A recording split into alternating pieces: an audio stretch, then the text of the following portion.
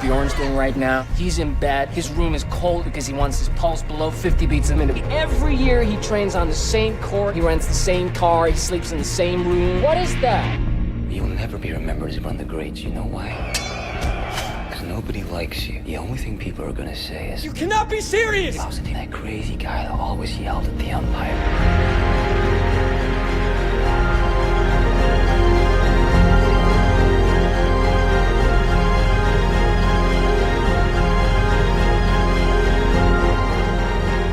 We've all been waiting for.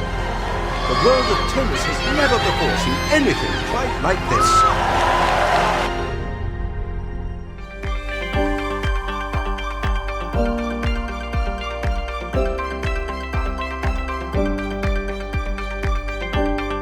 Yeah, I think it's more complicated. I think he's a tactician. You know, he really added something different to the game.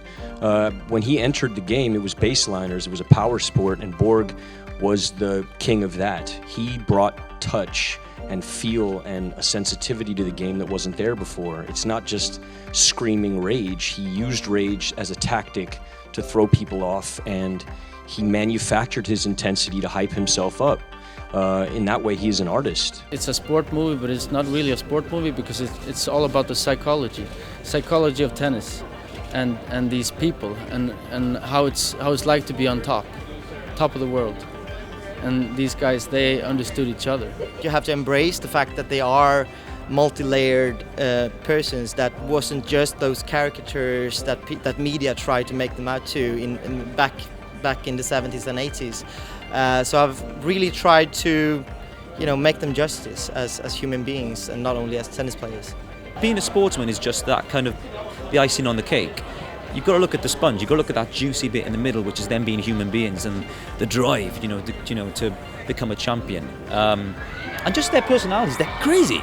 They're crazy. Borg was so reserved.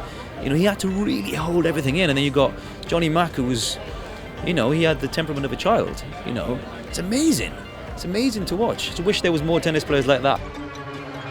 I'm gonna fight like fucking hell for them to fucking love this.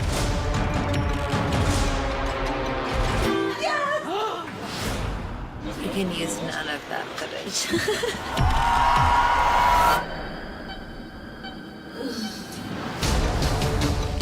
I'm so proud of you. It doesn't get bigger than this.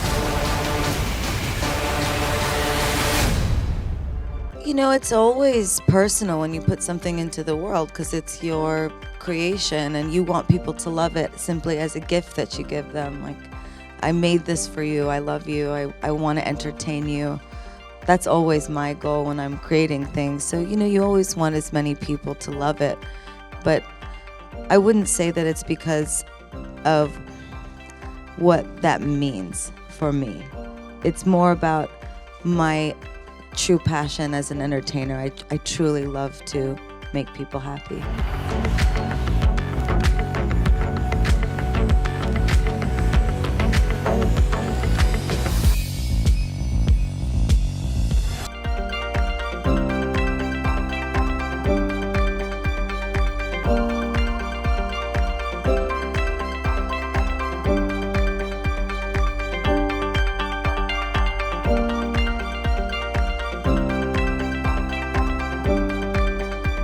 Respective roles of Phil and Del. What do the two actors, Bryan Cranston and Kevin Hart, bring to those roles?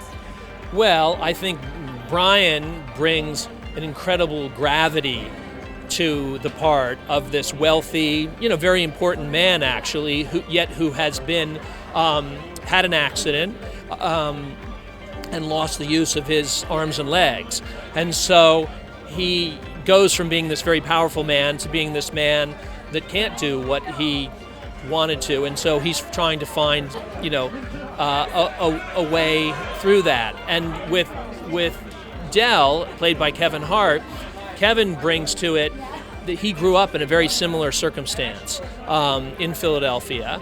And so I think he brought a real knowledge of what that character, what his life was like, and what the people around him would be like. So behind all the laughter, the comedy, and the drama in the movie, is there a larger message behind the unlikely friendship that develops between Del and Phil? I think, to me, the larger message is that you can always start over. You know, all of these characters start over to varying degrees, but that no matter what happens to you, you know, it's all about your attitude. And sometimes we realize that on our own, and sometimes it takes another person coming into our life to teach us that.